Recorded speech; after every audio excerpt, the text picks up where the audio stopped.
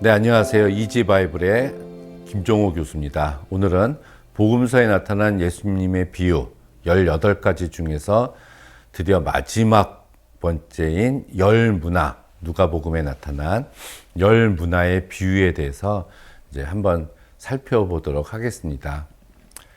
항상 이제 예수께서 비유를 설명하실 때 누구한테 한 것이냐, 또 왜 이 비유를 말씀하셨냐 하는 것이 중요한데요. 이 열 문화의 비유도 앞에 분명하게 나옵니다. 하나님 나라가 금방 올 거라고 임박해서 금방 올 거라고 생각하고 있었던 사람들한테 하나님의 나라는 이제 금방 오지 않는다라는 이런 맥락 속에서 예수께서 이 비유를 말씀하신 거예요. 비유는 아주 간단합니다. 10명의 종들에게 각각 한 문화씩 줬어요. 그러니까 열 문화가 들어갔다는 얘기죠. 그리고 이 주인이라고 등장하는 사람이 떠났다가 나중에 왔습니다. 그리고 이제 계산을 했어요. 그랬을 때 각각 한 개씩 줬는데 어떤 사람은 10을 남겼고 어떤 사람은 5개를 남겼습니다. 그 사람들한테는 10고을, 5고을을 주어서 다스리게 했는데 한 문화를 그대로 이제 수건에 쌓아두고 보관만 하고 있었던 사람은 그 한 문화를 빼앗고 죽여라 하는 게 이 비유에 대한 줄거리입니다. 뭐 간단하죠. 이 문화라는 화폐 단위는 노동자의 한 3개월치 월급 정도 됐습니다. 한 달란트의 60분의 1이었고요. 한 세겔의 50배, 한 드라크마의 100배. 그러니까 한 드라크마가 하루 품삯이거든요. 우리가 10만 원으로 따지면 약 한 1,000만 원 정도 이렇게 그 정도 된다고 볼 수가 있겠네요. 이 열문화 비유하고 아주 비슷한 비유가 그 달란트 비유입니다. 마태복음 25장에 나오는. 거기는 재능대로 어떤 사람에게는 5달란트, 2달란트, 1달란트 줬는데 이 문화의 비유에서는 그런 달란트, 재능대로 주지 않아요.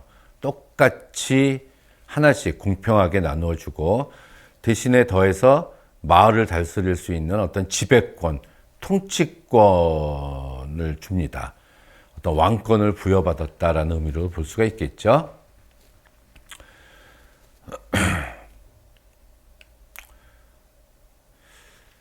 그러나 이제 그렇다면은 많이 받은 사람은 이제 하나를 받았어도 열심히 일하면은 10개를 이렇게 남길 수가 있는데 반대로 그거를 묵혀두거나 하면은 주인한테 나중에 이제 혼나게 된다, 무서운 심판이 따른다라는 것을 우리는 알 수가 있습니다. 이것이 누가복음에 나오는 마지막 비유예요. 그렇다면은 이제 우리가 예수께서 갔다가 다시 오신다는 얘기죠. 다시 오시기 전에 각각 한 개씩 너희들한테 맡겨 주고 가는데 이 주께서 다시 오셨을 때 계산을 할 것이다. 그리고 그 계산대로 하나님의 상을 받고 예수님의 상을 받고 예수님의 그 심판을 받게 되는 사람들이 있을 것이다 라는 이야기입니다. 근데 예수께서는 이 비유를 막연하게 하신 것은 아니고 당시에 실제로 있었던 어떠한 사건을 놓고서 이 비유를 말씀하셨어요. 그것은 뭐냐면 헤롯 왕이 죽고 그 헤롯의 세 아들이었던 안티파스, 그리고 빌립, 아켈라오가 분봉왕이 돼서 유대 지역, 팔레스타인 지역을 세 지역으로 나눠서 다스리게 됩니다. 그때 이제 세 아들 중에서 아켈라오가 유대 지역을 할당받아서 다스리고 있었는데 이 분봉왕이라도 되려면 로마에 가서 로마 황제 인준을 받아야 됐어요. 그런데 이 아켈레오를 싫어했었던 유대인 50명이 먼저 황제를 만나서 이제 이 사람을 분봉왕으로 세워주지 말아달라고 이제 그런 청을 합니다. 하지만 그 청은 들여지지 않았고 아킬레오가 로마 황제에게 찾아가서 이제 왕의 직위를 받고 돌아와서 그 50명을 다 죽이고 그 뒤에도 한 80명을 더 죽였다라는 이야기가 그 요세푸스의 그런 역사서에 이렇게 나옵니다. 이렇게 당시 모두 알고 있었던 이 사건을 배경으로 해서 예수께서는 하나님의 아들을 거부하고 배척하는 이들에게 무서운 심판이 있을 것이다 라고 말씀을 해주신 거예요. 근데 이 비유 바로 앞에 나오는 사건은 또 바로 삭개오 이야기가 나오거든요. 그래서 삭개오는 예수님을 받아들였고 오늘 그 집에 구원이 이르렀죠. 그래서 그것을 보고 구원을 선포하신 예수님을 보고 하나님의 나라가 당장에 나타날 줄로 생각하고 있었던 유대인들을 향해서 하나님께서는 그들의 잘못된 천국관, 그릇된 메시아관을 지적하신 것이 바로 이 열 문화의 비유라는 얘기입니다. 결국은 청중들의 그런 임박한 하나님 나라에 대한 관심과 이 바로 이어지는 예수님의 예루살렘 입성이 임박한 가운데서 이 종말론적인 사건에 대한 관심이었어요. 근데 이것은 당장 일어나지는 않을 것이다. 주께서 이제 가시었다가 다시 오시는 재림 시간까지는 상당한 시간이 있을 것이다. 그리고 지금 바로 예수께서 예루살렘으로 입성하시지만 이것이 이제 마지막에 이루어지는 종말적인 하나님 나라의 완성은 아니다. 그냥 이것은 고난과 죽음의 길로 접어드는 것이다. 라는 것을 암시해 주신 겁니다. 이 예루살렘 입성은 누가복음 9장 51절부터 시작된 그 예수님의 1년 동안의 예루살렘 여행기가 마지막에 이르는 순간입니다. 1년 동안 예수께서는 제자들을 가르치셨어요. 왜냐하면은 승천할 기약이 차감해 예수께서는 1년 뒤에 이제 하늘로 올라가셔야 됐거든요.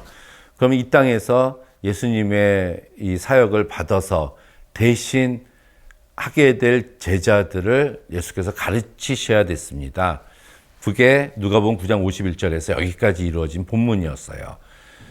그 1년의 시간 동안 예수께서는 전도, 위선, 외식, 탐욕, 회개, 제자도, 용서, 겸손, 재림, 구제, 그리고 마지막에 기도는 어떻게 해야 된다까지 제자들을 제자 훈련을 시키신 겁니다. 그래서 이거 바로 앞에 나오는 18장에 보면은 불의한 재판관의 비유를 통해서 간절히 기도해라. 그리고 성전에 올라가서 기도했었던 바리새인과 세리의 기도를 통해서 의롭다함을 인정받는 기도는 세리의 기도라는 거. 그리고 어린아이를 등장시키셔서 천국에 합당한 자는 이 아이다.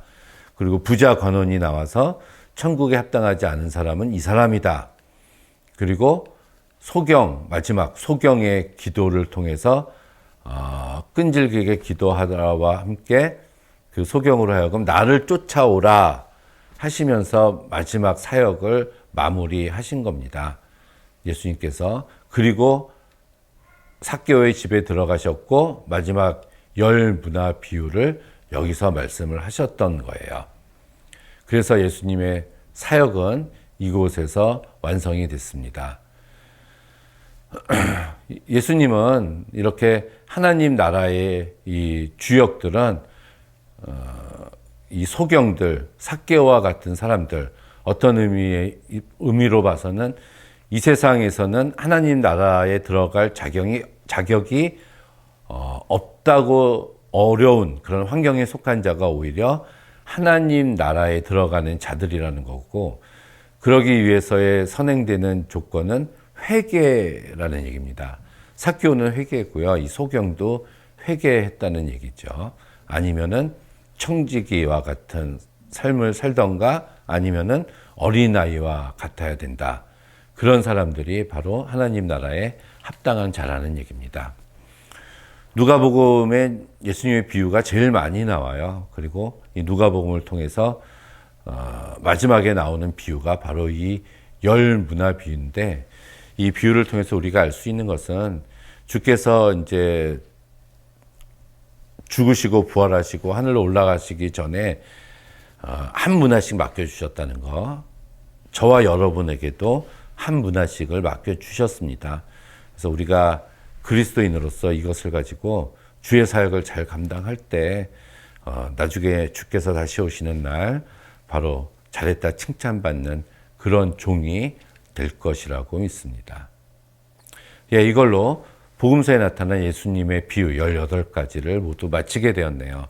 다음에는 사사기의 말씀을 가지고 한번 공부해보는 그런 시간을 갖도록 하겠습니다. 그동안에 감사합니다.